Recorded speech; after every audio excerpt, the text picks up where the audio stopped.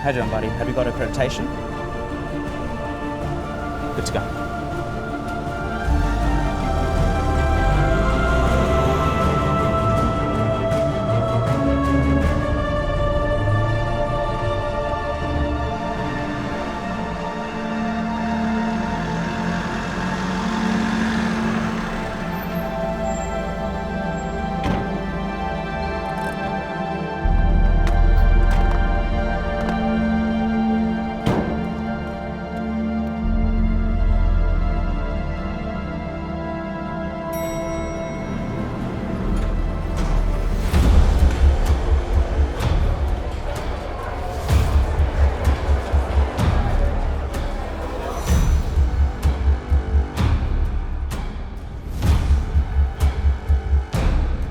Oh, hang on, guys, just wait a second.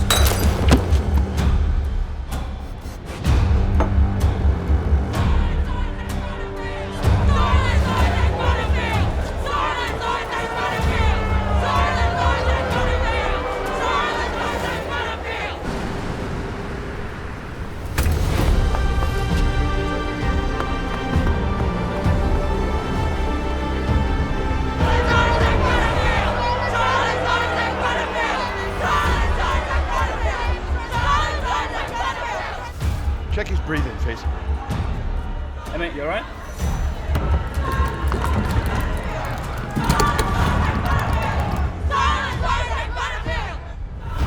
He's breathing.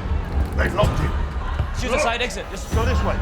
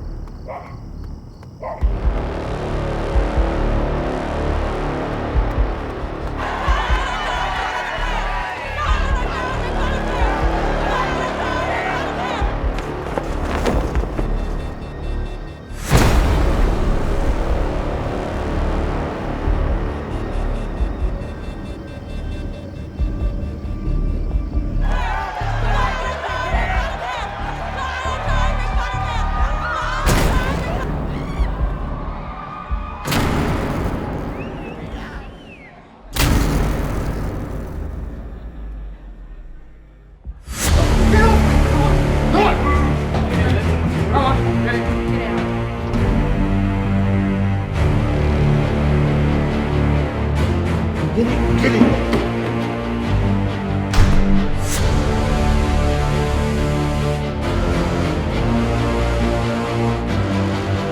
Ladies and gentlemen, welcome to the stage, Isaac Butterfield!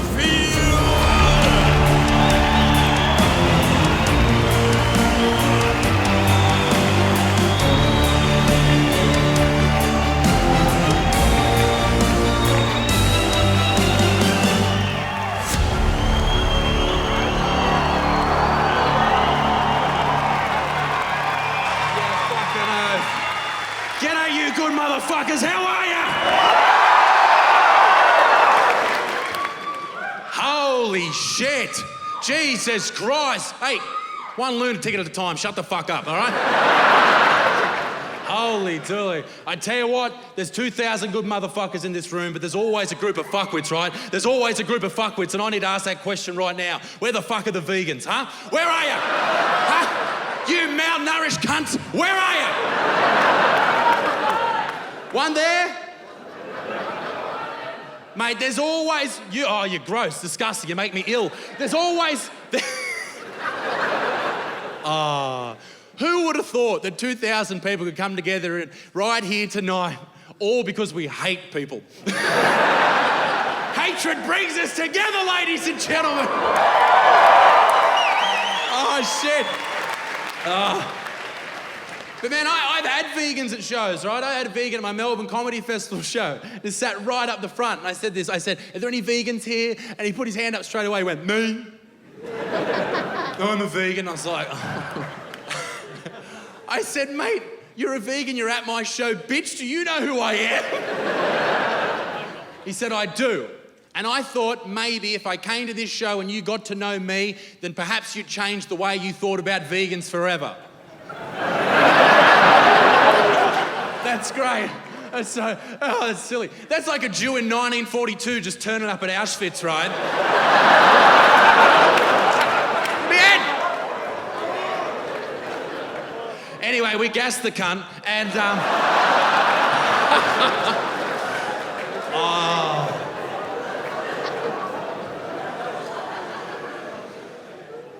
yeah, I got in some trouble for that. I got in a bit of a mischief, ladies and gentlemen, let me tell you that. I said that in Melbourne, right? And there was a lady sitting right up the back. She turned out to be a Jewish woman, and she was very unhappy. She wrote me an email, and this email was long, right? It was like a novel, this motherfucker, yeah? And she went through everything that she loved about me. She said, Isaac, I enjoyed the entire show up to that point that you made fun of Jews and the Holocaust. Now, bearing in mind, at the start of my show in the Melbourne Comedy Festival this year, my opening joke was about the Christchurch massacre, where, 52 people died. But that's okay by her, because it didn't offend her people. And that's what's fucked up about offence, right? She went through this whole thing and she was like, oh, I thought everything was funny, hilarious, I love your videos, all that type of shit. And then she said, but you should never be able to joke about the Holocaust, about Jews, about people dying like that. And I understand where she came from, but what we need to understand, ladies and gentlemen, that it's just jokes. It's all good. But what really pissed me off with what she said was she said she'd never watch my videos again. She said she'd never come to a show again. And that's why I got my little phone out, got my thumbs moving, because I'm pretty big on PR, and I replied immediately. I said, listen, love, if you can't stand the heat, get out of the oven.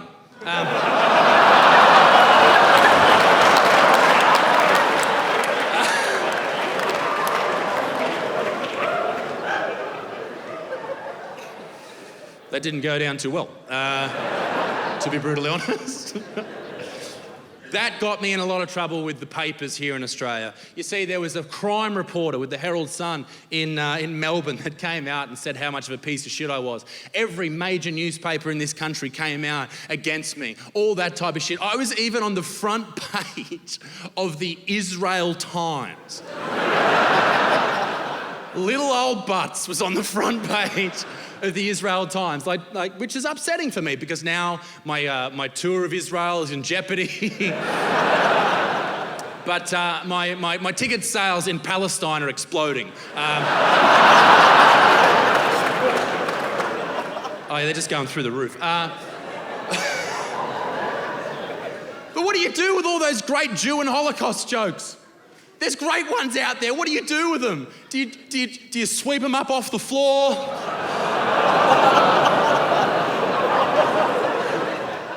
Do you put them in a little box and then take that box where no one will ever find it, like in the attic next to Anne Frank? Is that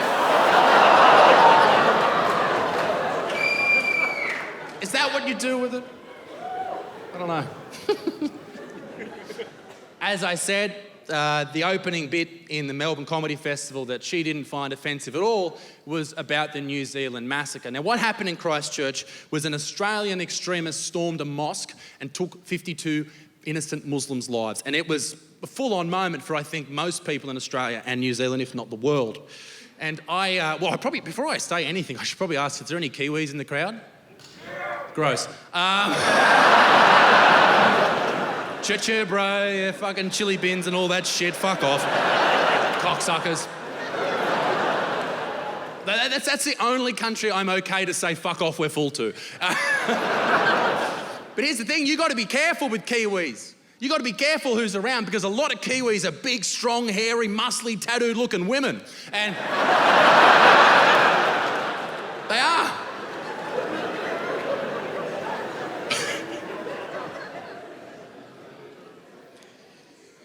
This Australian extremist stormed this building, this mosque, this room where people were saying their prayers and going about their business. And for me, the saddest thing about that, it wasn't the 52 people who were killed. It wasn't the countless others who had their lives changed forever because their family members were taken from them. It was the hundreds of people that night who couldn't make it home from nightclubs in Christchurch because all the cabbies were dead.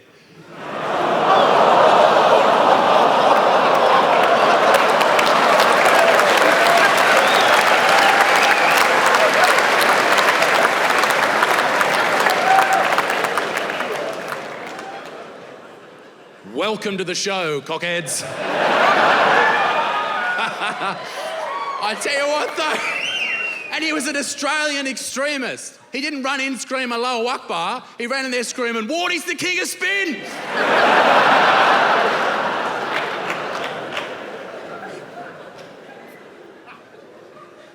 And now the PM in New Zealand, Jacinta Ardern, right? She wants to come out, she wants to ban guns in the Kiwi land. She wants to ban guns. That's what they did here in 1996 after the Port Arthur massacre. They banned guns. But we need to remember that guns don't kill people, all right? They don't. Vaccines give kids autism and then...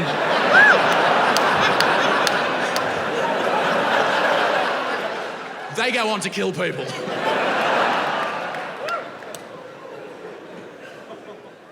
Oh, it's so fucked up. Jesus Christ.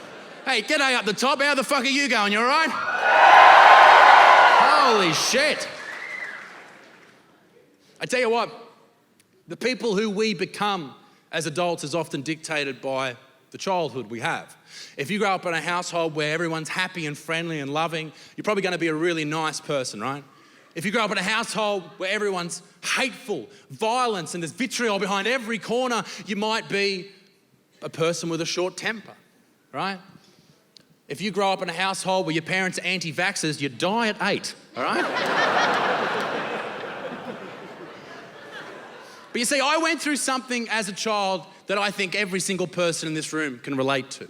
It's something fucked up. It's something I saw with my own 2 eyes. It was something so horrible, so horrendous that it stays with me until this day. Something I saw as a toddler, right? I think it's so horrible, this thing that we all saw, that it's the cause of all war, all famine, and probably diabetes as well. And that's seeing your dad's dick all the time, all right? That is fucked up. My old man didn't give a fuck when we were growing up, all right? Neighbours are over, cock's out. Grand's over, cock's out. The Department of Community Services calls by. Cock not out. He's a thinker.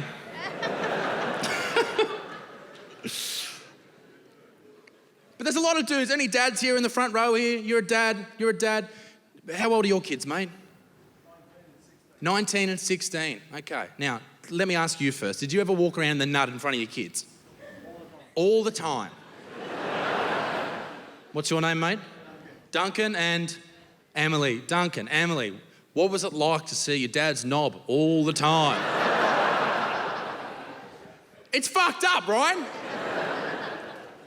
And you think it's okay. Why do you think it's okay to walk around with your cock out in front of children, sir? No, hang on, give him a chance. You what? Your old man was like that with you, so cocks ahoy, yeah? But it's true, every dad does it. It's not just you. But the question really lies here is, would you or did you ever do that before you had kids? Did you ever walk around toddlers with your dick out? No, you didn't. So what changed? They're your kids, you're allowed to fuck with them. Okay. That's some very Catholic Church vibes going on there, sir. Fuck me.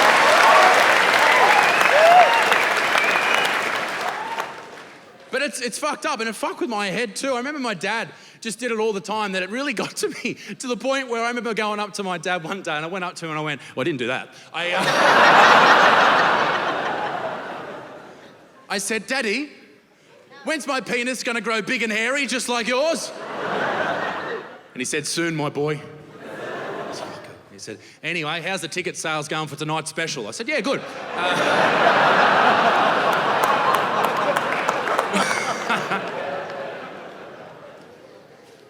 I remember one of the most horrifying parts of my childhood was going to the sex ed class. At Dudley Primary School where I went, shout out at Dudley Primary School. Any Dudley Primary School alumni in the crowd? No one cares. All right, cool. Where we went there, we had 2 different classes. You went to one class when you were in year 3, right? And you found out about penises and ginies, yeah? And years 5 or 6, you went and you found out the hardcore shit. You're nodding, okay. The hardcore shit, yeah? Now, to go to the hardcore class, you had to take parental guidance. You had to have 2 parental figures, right? And for me, it was tough because at the time, Dad was working a lot away and Mum was pregnant as fuck and didn't want everyone to know that she's a mad nympho. So, I had to go with the worst replacements of all time, and that is Gran and Pop.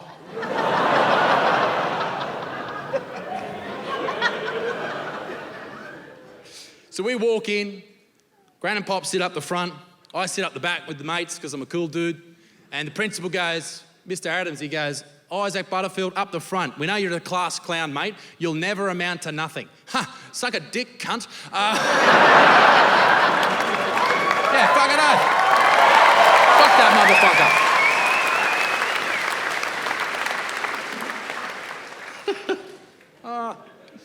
So we sit down and they start talking about how the birds, they fuck the bees and all that shit. And I started thinking to myself, hang on a second. If the way babies are made, spermies are thrust forward into the egg looms, right? Then that means, because I've got 4 younger brothers, that Mum and Dad have been getting stuck into it for years. And that upset me thoroughly, right? I was sitting there going, oh no. And then it clicked in my mind. I went, holy shit, Gran and Pop have got 10 kids. I went, you wrinkly fucking nympho, what's wrong with you? I turned to look at Pop and he wasn't there. He was over by the tea and biscuits looking at me going, yeah, mate.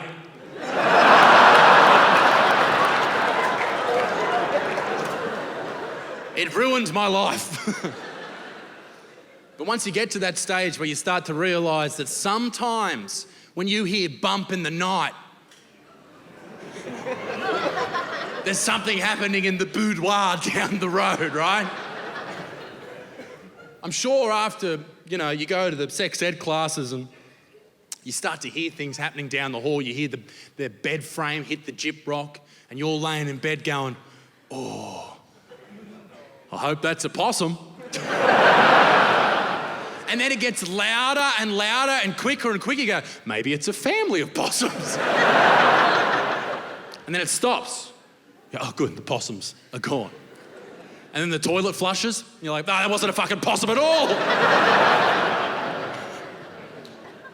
But what's worse than hearing it is helping set it up.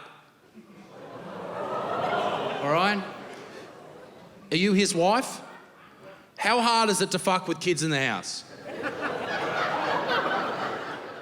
Now, this is a serious question, ma'am. There's many people dying to know the answer about your sex life. You got red pants on, you want to know the answer, I want to know the answer. How often do you fuck?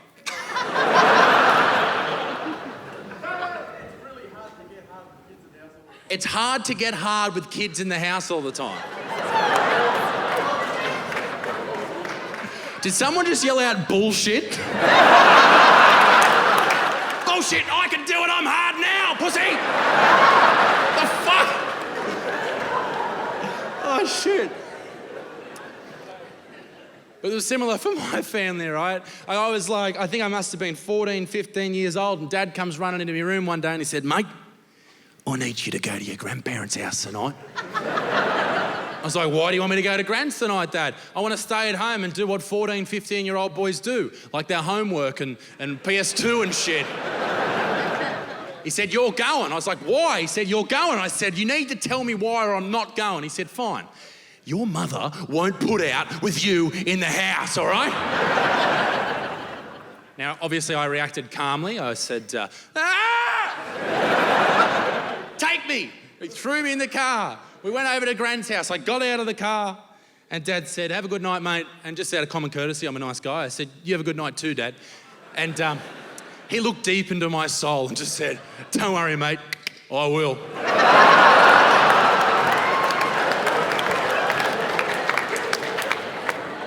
Fuck. But what's far worse than hearing it, helping set it up, is walking in on it.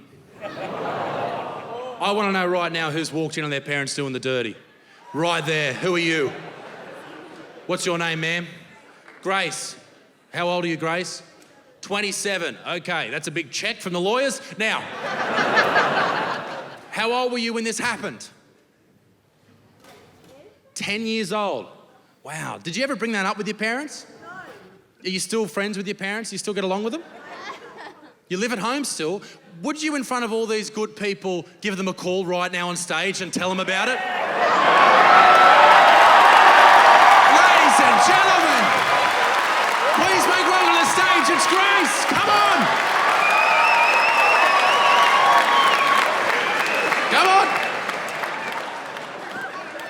Hey, Grace. How are you, love? You're well. Nice to meet you. Where's the rest of you? All right, so take me through, who are we calling this evening? My dad's name is Sam. You're going to call your dad Sam? Oh my God, I'm not doing this. Am I actually doing this? You're damn right you're doing this.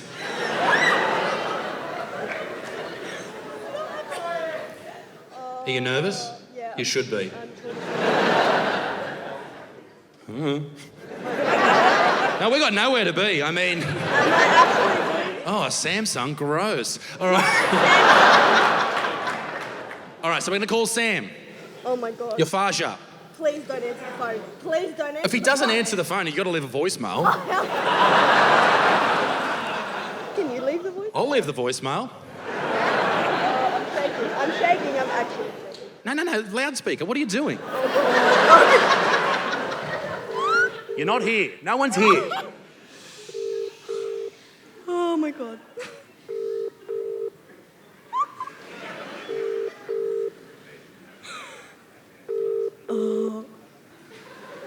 He's not answering. Sorry, guys. I'm sorry. You read that message and I get to you as soon as possible. Bye. Hi, Dad. So I'm on stage at the moment with Isaac Butterfield, and he's forcing me to leave a message to tell you that... I hung up, so that's going to really confuse the fuck out of him.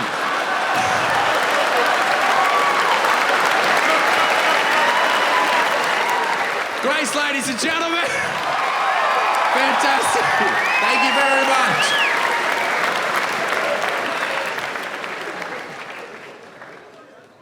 We tried. I tell you what, I do love this job. I've had some other interesting jobs outside of stand-up though. I used to install shower screens. I used to work as a landscaper. I used to work in pubs and clubs and all that type of stuff. The other job than stand-up that I thoroughly enjoyed was when I used to work with kids who had been removed from their homes. Now, they had been removed from their homes for several different reasons. Perhaps their parents had passed away. Perhaps they had really bad behavioural issues. Maybe their parents were drug addicts. A whole range of different reasons. Now, these kids, I was basically their stand-in parent, right? And it was a great job. It's amazing the influence you can have on a young person's life in a positive manner when you spend the time with them, right? And there was this one kid that I worked with that was my absolute favourite. He spent most of his time with me away, right? I would be in the office watching Netflix. He wanted to go and hang by himself. He was about 13, 14, maybe he was 12 years old. He was a young man, right? But he liked his time by himself. His problem though, and what we tried to work on as a team, was he was a little bit overweight. Okay? Well, he was a big fat fuck, but we really tried to work with him. And the way we tried to work with him was we attempted to get him outside more and play games. And the number one game we played was hide and seek. So he'd hide, I'd try and scare him, I'd hide, he'd try and scare me, right? And this would last for a while. It was a great effort for exercise for this young man. And after he was tired out, after about 7 or so minutes, he would then go inside and go back to what he did best, which was laying down doing fuck all. Now, the thing about this young man is he was so casual. Like, he just didn't give a fuck about anything, right? He just laid down all the time. He'd say, Isaac, just go away, do your own thing. I started to get worried. One night after we finished hide and seek, I was in the office for 20 minutes and I didn't hear a peep out of him. He was out there watching TV and I was like, you know what? I need to go out and be professional here. What if this young man is doing drugs or smoking or drinking? I need to go out there and make sure that he is okay. But I thought the best way to do that would be to sneak out there and scare him again. So that's exactly what I did. I snuck out of the office and down the hallway, quiet as a mouse. I went down behind the back of the living room, down behind the back of the lounge chair. And then I jumped over to give him the scare of his life. And that's where I saw a naked 13-year-old boy furiously masturbating to Better Homes and Gardens. And I didn't know what to do. Do you run? Do you scream? Do you suck it?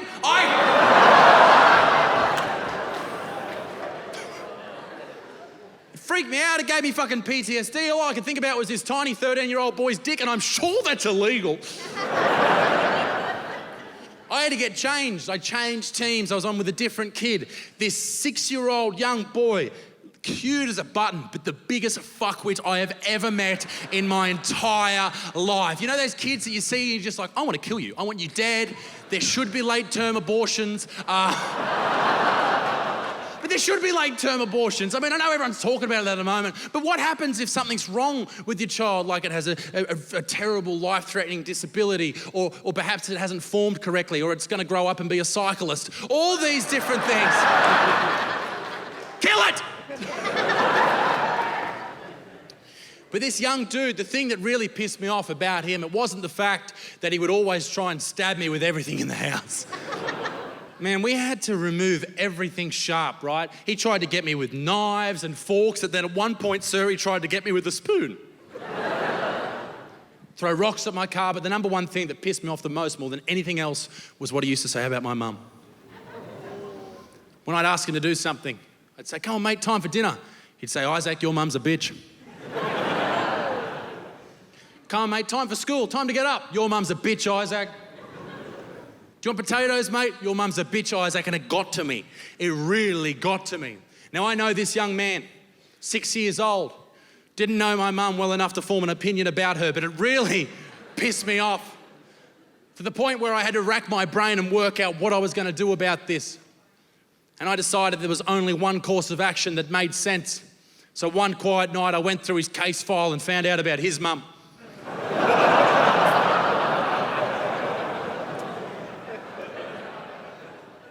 And I was ready. And we're out one afternoon where he was up in this play equipment at this fast food restaurant. And I realised that everyone was ready for him. So I said, come on, mate, time to come in. Everyone's waiting for you. And he said, Isaac, your mum's a bitch. And I went, well. Your mum is such a cracked out whore, okay? She's been fucked by so many bikies, she doesn't even know what way's up at the moment, you know, she's got this constant seepage, right, of jizz. And when she was pregnant with you, she tried a home abortion, and that's why you've got behavioural issues. Anyway, everyone's waiting for you inside Macca's. Come and blow out your birthday candles. Won the war. Lost the job.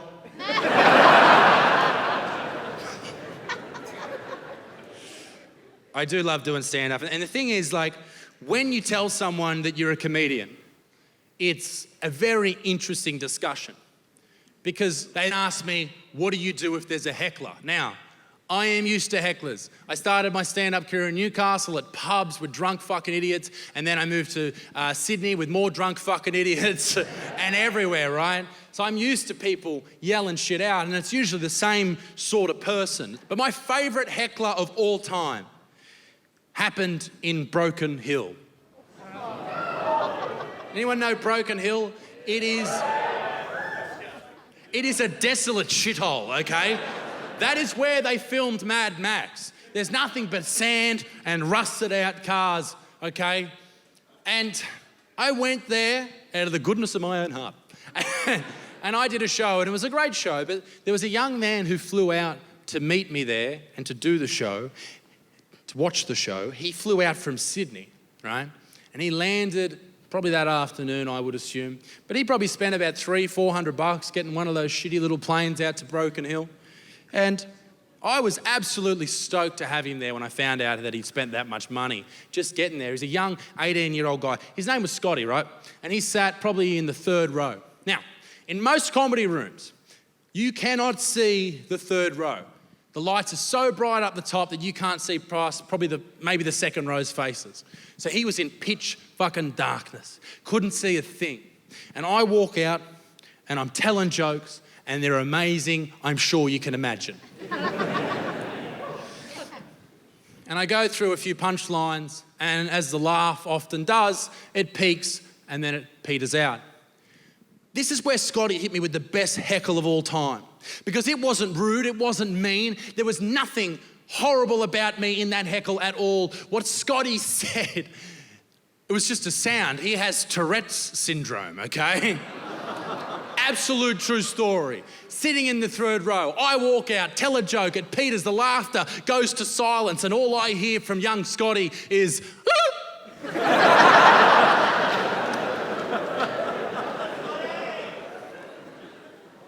and I go, okay, something's obviously wrong, okay? There's a young man in my crowd who's having a medical incident.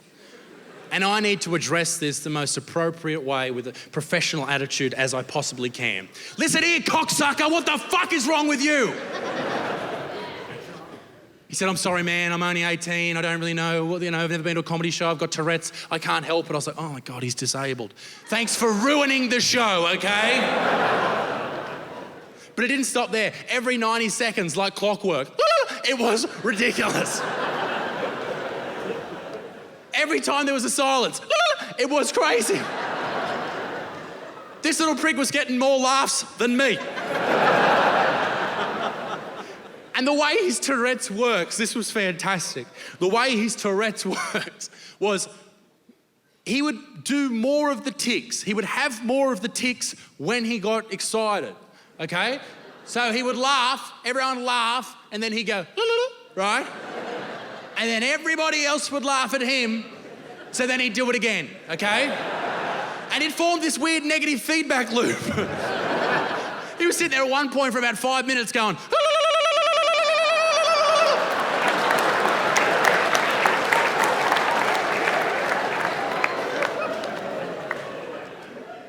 I'm a professional, I got through the show.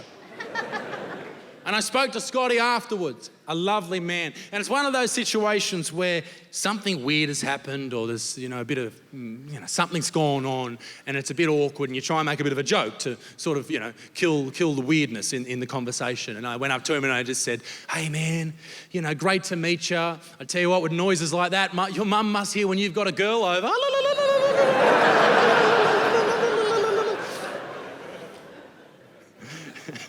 He said, no, I'm a virgin. I went, your mum must hear you have the best wanks in the world.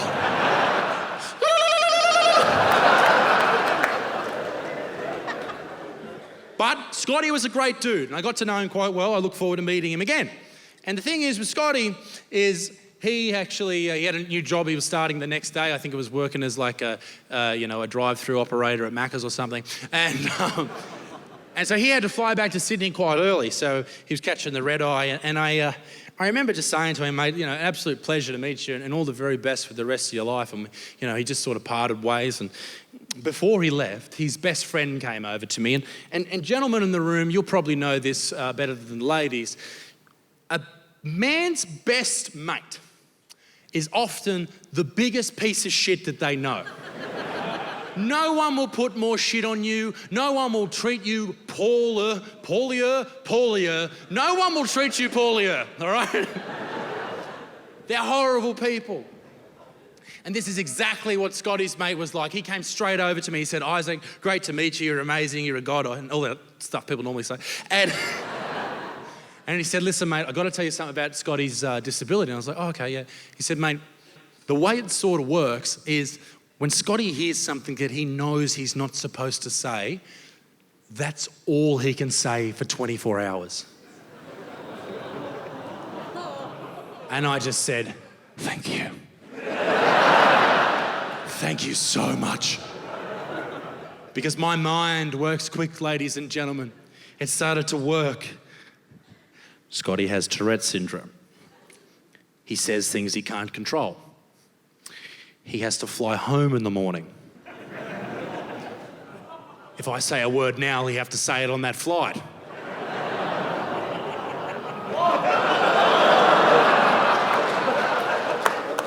So I made a beeline for Scotty. I went straight over and I said, wait, mate, I got to shake your hand one more time. I shook his hand and whispered into his ear, Allahu Akbar.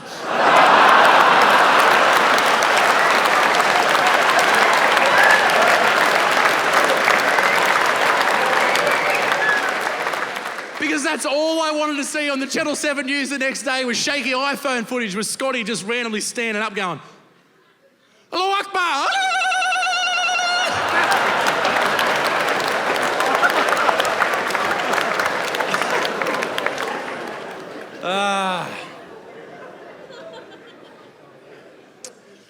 People say you shouldn't make fun of people with disabilities, but boy, oh boy, sometimes they deserve it. Now, I've got a form of a disability. It's not that bad. It's a form of epilepsy, right? So what happens to me is I lose control of my eyes. They go to try and like turn in the back of my head, like I'm trying to look behind me. I lose control of my head. I get stuck like that, and I go blind in this eye. Now, if you ever see me do that, okay, don't freak out. Don't worry. I'm just dying. But not only did I work in the disability field, I've also got a disabled brother. He has autism. He's 24 now, and thank you. It's good to see you here.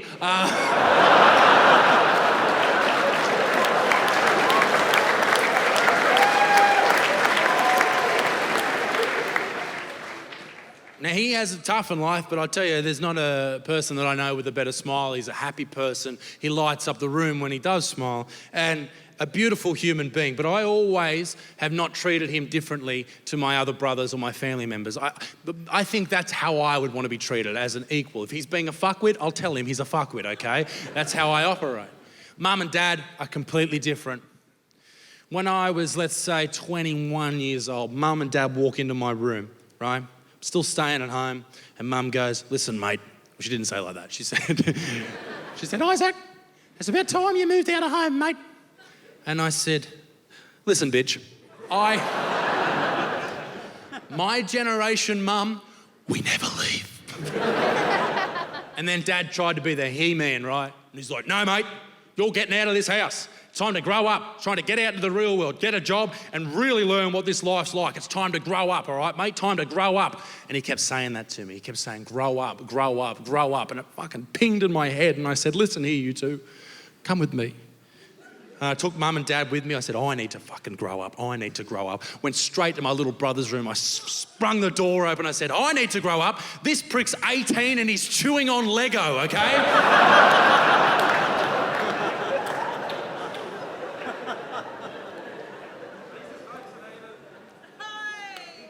But the thing is, there's other groups of people who have disabilities that, they carry on that it's all tough, but it's not that bad, okay? Like people who are paraplegic, sure, some things in life are tough, but at least you never have to take the bins out.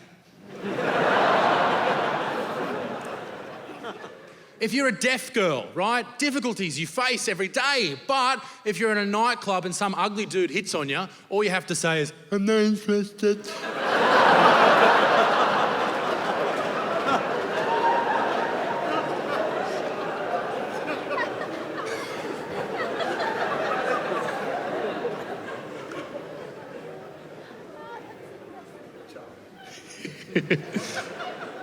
Oh, if only they could hear me.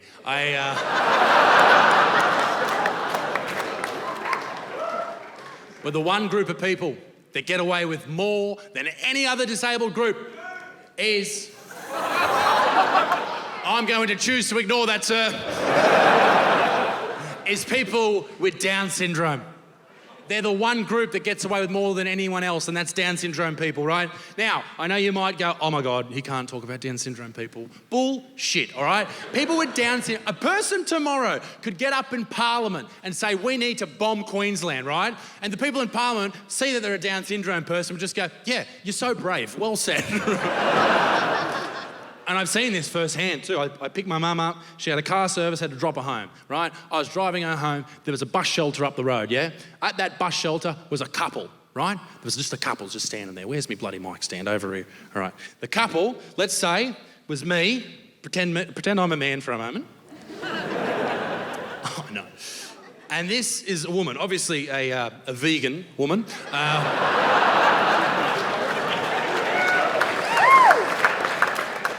Actually, that's pretty gross. Anyone got any hand sanitizer?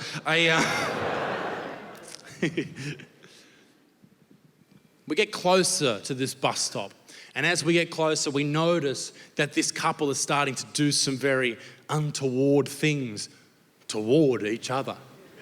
As we get closer, we notice there's some hand holding, then there's a bit of a peck on the cheek, then there's some full-on making out, then there's a hand on the thigh, then the hand down the back of the pants, then a hand down the front of the pants, then a hand on the tit, right?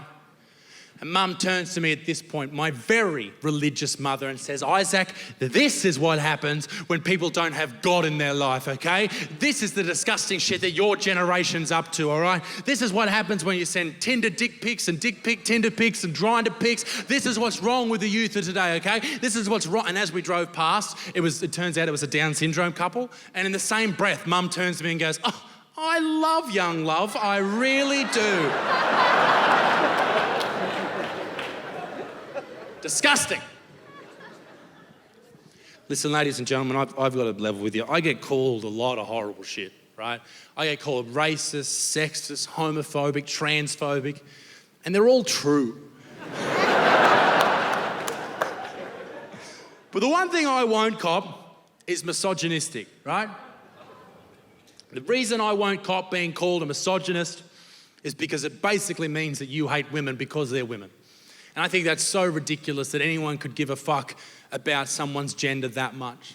Look, if you've got a cock or a cunt, who cares? Just be nice to everyone, right? That's the best way to live your life. And don't get me wrong, I hate fucking feminism. Yes, absolutely. It is applied against humanity. Like, don't get me wrong, back in the day, it was a very important part of society. The women's suffrage movement, right? They were fighting for the right to vote, fighting for the right not to be a second-class citizen in their very own home. And now, the feminists of today would not fit in one of those rallies. Could you imagine 80 years ago, women up there got their picket signs saying we need to be treated equally, we need the right to vote, we need to stop being bashed by our husbands. And then there's just one overweight chick at the back with blue hair.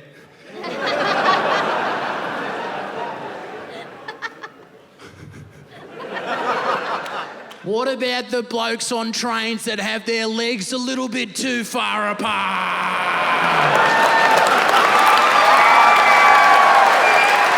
Get fucked. Are you serious? Fucking hell.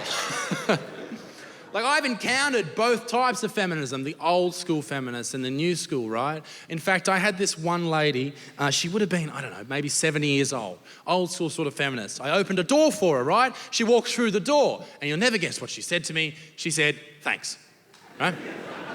I did the same thing for a young chick recently here, right? And I opened the door, chivalry and all that shit, yeah? And I should have fucking known, she had a fringe to there. This 21-year-old, gorgeous thing, she walked through the door, she looked at me, she went, you misogynistic piece of shit, and she scattered away.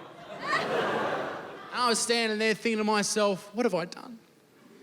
All I did was open the door for this young lady, and this is how she treats me? Like, don't get me wrong, I was naked with a huge erection at the time, but I think if you want to be a feminist, be a feminist. You go, you do you, girl, whatever you want to fucking do, you know? But I think if you're going to be that, if you're going to be a feminist, don't listen to people like me, because I'm just going to piss you off. Don't listen to the people who talk shit about you behind your back. In fact, if you hear words you do not like, do what other groups have done in the past. Like, for example, African American people took the N-word, they made that word their word. That's their word. No one else can use it. Gay people took the F word, that's their word, no one else can do it. Feminists should do the exact same thing. They should take the word that everyone calls them behind their back and make it their word. They should make cunt their word.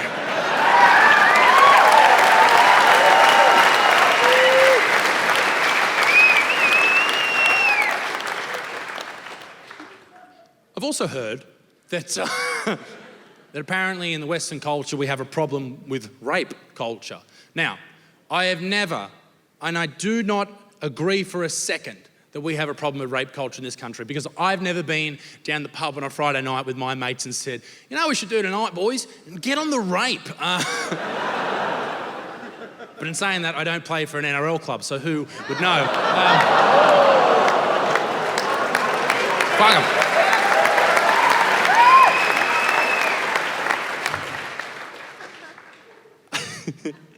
But here's the thing.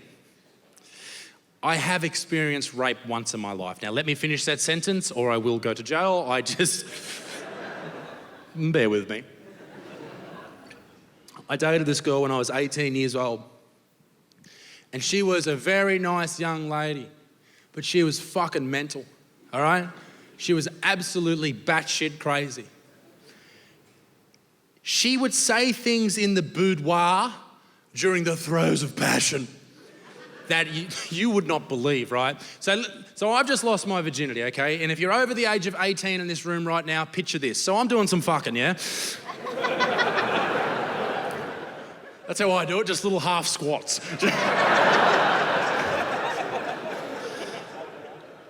And I'm on fire, as I'm sure you can imagine, and she stops me. And I'm very new to this, and she goes, Isaac. And I'm like, yeah, what do you want? Can I get you a cup of tea? I'll do absolutely anything for you. What can I do for you? She said, Isaac, I want you to rape me. And I was like, oh. That's not in the sex ed manual. Tried to channel Gran and Pop. What do I do? What do I do? I'm freaking out. I'm having a panic attack. I'm like, it's already in. What are you talking about? And then I freaked out. I couldn't deal with it. I said, I can't do this right now. I'm not really good at this. I haven't been doing this for a long time. You need to go, okay? And she's like, what the fuck? Oh, fine. And she got dressed. She got the shit. So she ran out of there, ran out to a car. And obviously, while that happened, I went out after her through the bushes, grabbed her, tied her up and fucked her. I spoiled that girl, I did.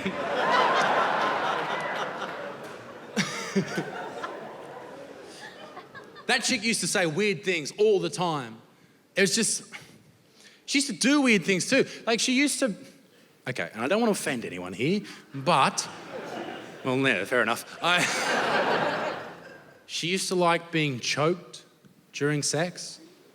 Does anyone in this room like getting choked during sex? Grace, if you put your hand up one more time, I'm gonna freak the fuck out, okay? Did you put your hand up the back there? In the... What is your name, ma'am? Jath. Hey, babe. Why do you like being choked? I like the adrenaline rush. You like the adrenaline rush? Okay. Hey, whatever floats your fucking boat, man.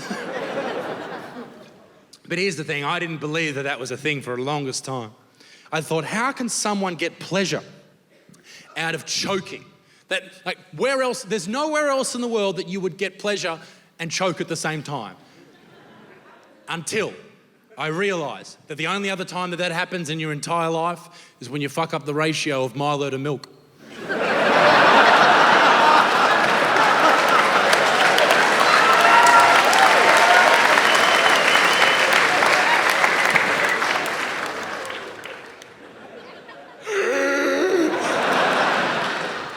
So good and delicious. Oh, spit in my face. And that was fine, right? If you want to get a bit of a choke going, I do a bit of jiu-jitsu. I just get in the rear naked and fucking choke her out and go to bed. But here's the thing, if you want to do that, that's fine. But what really pissed me off is she never used to call me Isaac. She never used to call me the Buttsman. She didn't even like and subscribe. I fucking know, right? She used to call me Daddy. Now, I'm not going to ask that question. Or I'm not going to say, is there anyone in this crowd that likes their partner, their sexual partner, calling them Daddy, because it's fucked up. I made that mistake on my tour this year. I asked that question in Tasmania, right?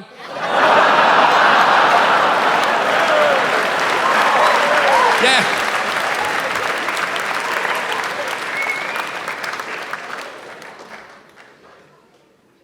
I didn't even realise why it was so funny until I got on the plane on the way home. I was like, huh. But I asked that question. I said, who calls their sexual partner Daddy? And this lady sitting over there, like the lady who's not smiling at the moment, you, ma'am, she was sitting there. She's still not smiling. Oh, my God. She was sitting there, right? And I said, why do you call your sexual partner daddy? And she said, well, my dad left when I was 2 years old. And I was like, oh. I said, I am walking away from that. And then I thought to myself, hang on, Isaac. Everyone in her life has always walked away from her.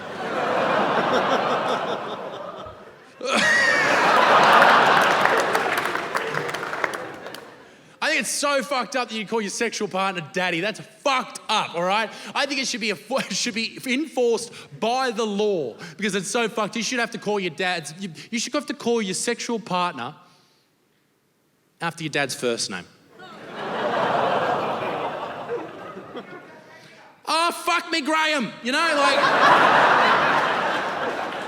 Hang on, that's not far enough. You should have to call your sexual partner after your dad's nickname. Oh, stick it up my ass, Bluey. You know?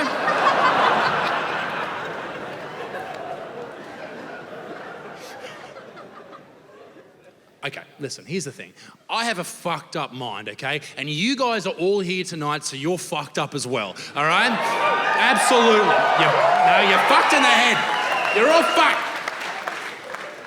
The way my mind works is I wonder if there's inanimate objects that I could only imagine the joy of communicating with. The other object that I think would be great to be able to talk to is sperm. Because think about it, if sperm could talk, it would change the way that males live their lives, all right? Because masturbating for a man is usually a very silent activity. Don't get me wrong, there's the occasional It's usually pretty silent. But if sperm could talk, that would change, all right? Because what would happen if you were, actually, you know what? Let's pretend we're not at this beautiful 112-year-old theatre. Let's pretend we're in a scrotum. And you're all my little sperms, okay? Really use your imagination. It shouldn't be that hard. We're all come once. So we're there. And the man who we're a part of is enjoying himself thoroughly. There's about to be an explosion. And this is your moment to burst into the world, right? And do the one thing you were here on this earth to do, and that is find those eggs, all right?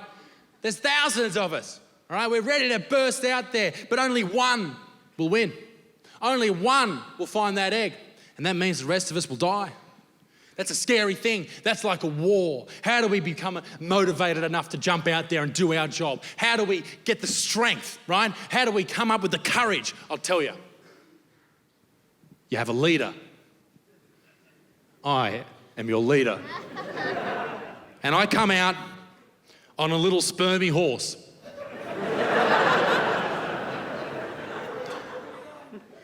Easy, girl. Sons of testicles, I am William Wallace. And I see a whole army of my spermies fighting in defiance of ovaries. And I ask you, will you run? Aye, we'll run and we'll live. Aye, you'll live for at least a while. Or would you come back here and tell those ovaries that they may take our spermy lives, but they'll never take our pre-cum?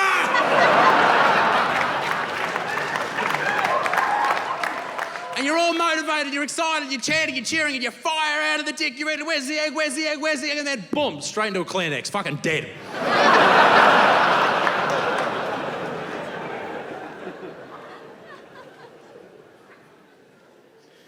It would change a lot of things. One of the finest things in life is coming on a woman's tits. And it is an awkward situation to do that. Because when you're doing it, when you're in the heat of the moment, it's fun, it's great. Nothing, there could be, an atomic bomb could go off in your asshole and you wouldn't even know. But as soon as you explode, your jism onto those bosom, everything changes. And you look at her and she looks at you and you go, sorry.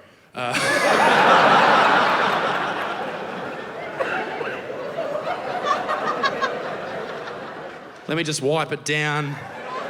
I'm sorry. I know it's in your hair. I know we're going out for dinner. I'm sorry. Jesus fucking Christ. I'm an asshole. I know, all right? If sperm could talk, that would change forever. As the jizz fires out of the dick, hits the boobs and starts drying out, it'd be like the opening scene of Saving Private Ryan. Medic! Medic! I've got a tail off! You know?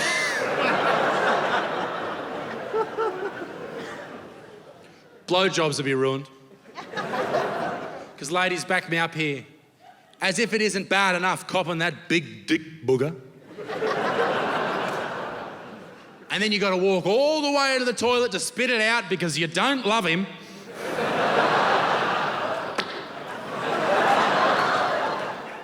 If jizz could talk, that would be even worse, right? Because you'd cop the big old booger, and then as you walk into the toilet, the sperm would be trying to reason with you. They'd be like, let me out. I'll show you go. I don't know why they sound like Mickey Mouse, but that'll do. And you'd spit it in the toilet, right?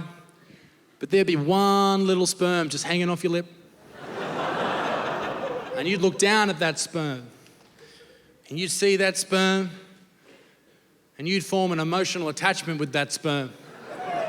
Because you see, that sperm's name's Jack, and your name's Rose.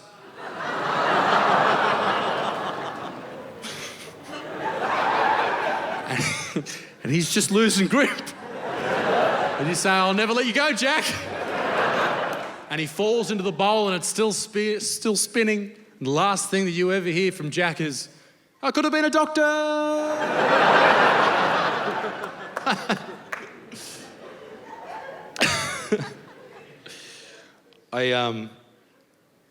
Oh, fuck. You know, I think it was like 4 years ago I did the Sydney Fringe Festival. I did a show, and on our opening night, 2 people came. 3 people the third night, and 4 the next night. And to think that through time and over the last 4 years, I've managed to meet so many good motherfuckers, and all you great people here tonight. I just wanted to, before I get off the stage, thank you so very much for your support. You're all amazing people, and I really do love you guys. So thank you so much for coming out tonight. Bye.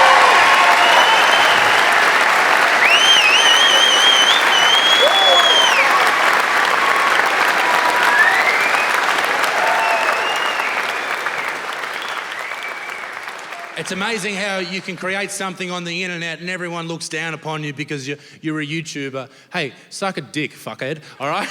We're all here, we're all good motherfuckers. Fuck everybody else, yeah? Fuck those cunts, yeah? Now, we did talk earlier about an Australian extremist. But I think it would be remiss of me not to talk about the extremists we know and love. And that is Muslim extremists. All right? I can do it, I've got a beard, all right? Now, here's the thing about Muslim extremists. They are very, very similar to us, but they just come from a different part of the world, okay? They go to school just like we do, except their school's a little bit different. At our schools, we play games. They play games too. We play games like heads down, thumbs up.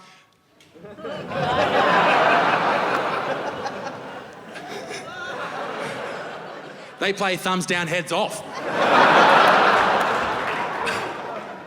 We used to sing songs at my school. I don't know if you guys know this song, but if you know this song, please sing along, all right?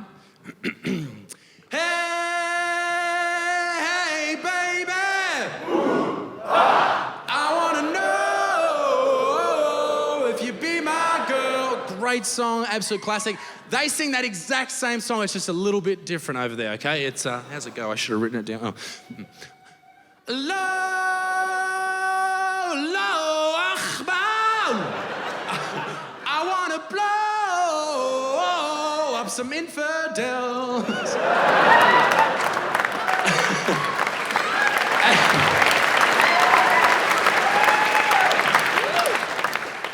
They have a song for young Muslim women as well.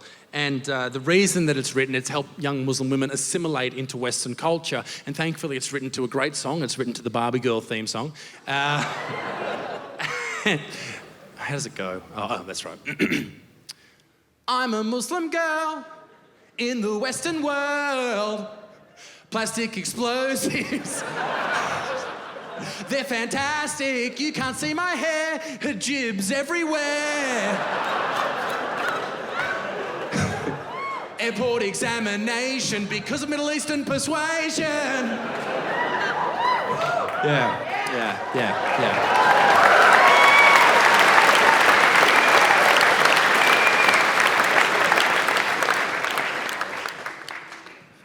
Muslim Barbie, boom boom Barbie. But it's not just the Muslim people, right? There's Catholic extremists as well. They're just known as priests. And they would never blow up a building, but they'll happily blow inside a 12-year-old boy.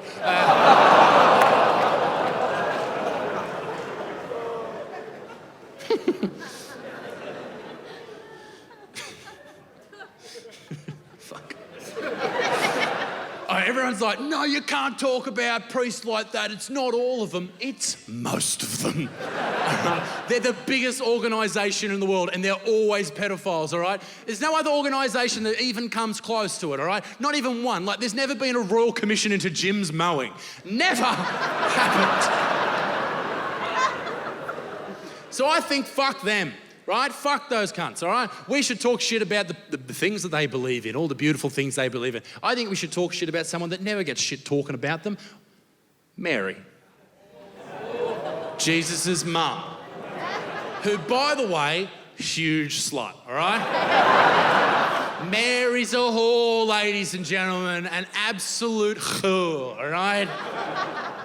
And the reason I think that is because the idea of the virgin birth, the concept that Mary, who's Jesus' mother, didn't have sex with Jesus' stepfather, Joseph, in this case.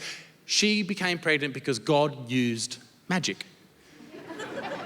Because apparently he's fucking Hagrid or some shit, all right?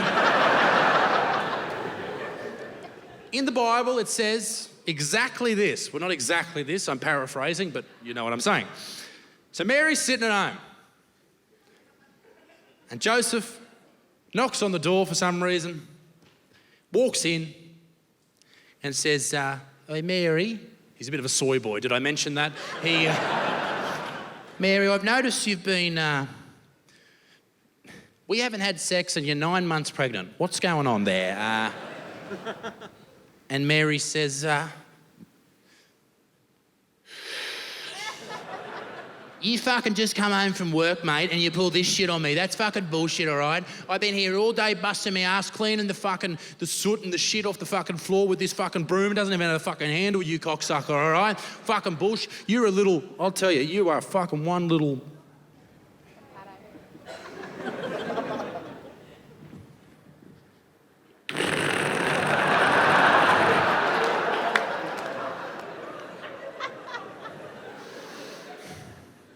fuckwit. And Joseph says, Mary, but how are you pregnant? You need to tell me. And Mary goes, oh, fuck, he's on to me. What am I going to say? What am I going to say? What am I going to say? What am I going to say?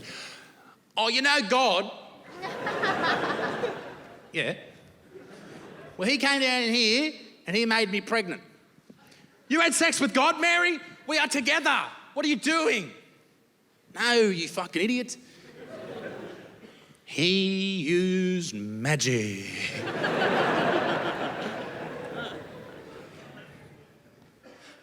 Mary, no one in the history of the world will ever believe that God came down here and used magic to make you pregnant. And religion was born. So I think that's bullshit. I think that's bullshit, and I think if you believe that, you're a fucking idiot, all right? So here's what I think actually happened. I'll give you two options. Option number one, there's a party up in heaven, yeah? It's God's birthday. Everyone's there. It's his birthday, right? He's turning infinity plus one.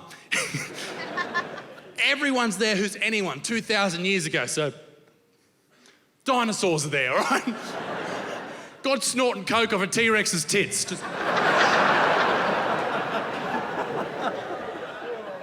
having the time of his life. And then the heaven police turn up and they're like, God, mate, you've got to get going. This is bullshit. You got to get home. And he's like, fuck off, you dogs, you fucking... Did I mention God's Australian, obviously? But it's obvious that he's Australian in the Bible, right? He created the universe in 6 days. And he rested on the 7th. He had a fucking RDO, the prick. So they drag him out of there. They say, you got to come with us, God. He's kicking and screaming. He's like, why do I have to leave? I'm having a great time. They say, mate, you got a big day tomorrow of ignoring starving and African kids' prayers, all right? Come on. And he's like, oh, yeah, those fucking things. Jeez, all they do is whinge. They drag him home. He walks home to Hogwarts or wherever he fucking lives, all right? Walks in the house and God's a bit horny. He gets out the iPad. He's got an iPad. Still uses Google Earth though. Starts to pinch down or reverse pinch, whatever you prefer. Sees Mary laying there. She's in bed. Starkers. Sweaty. Hairy. Fleas jumping either side of her. And God thinks, that's my girl. I'm going to go see her. I'm going to fuck Mary. That's what God thinks. So he goes to his garage. He jumps on his Nimbus 3000. Flies down to Earth. Now, God's blind drunk, so obviously he takes the back roads, okay? He avoids the RBTs. He's got a plan B.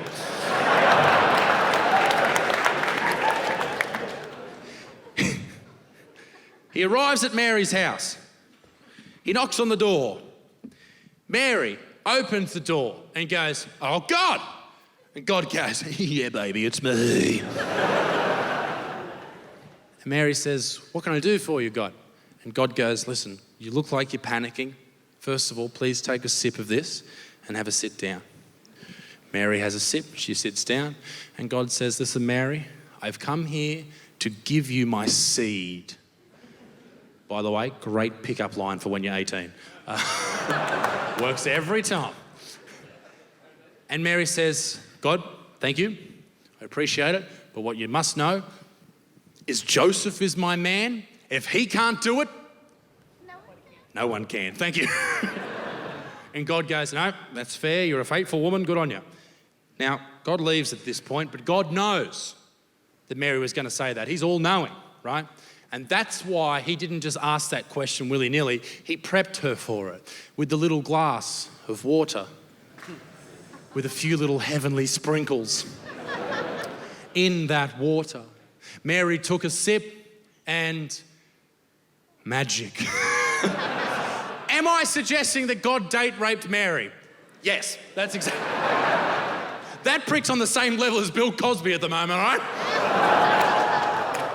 Option number 2 is the same thing happens, but God gets here, and this time when he knocks on the door, he's a little bit more forceful. Mary opens the door, and God says, Mary, I've come here to fuck you.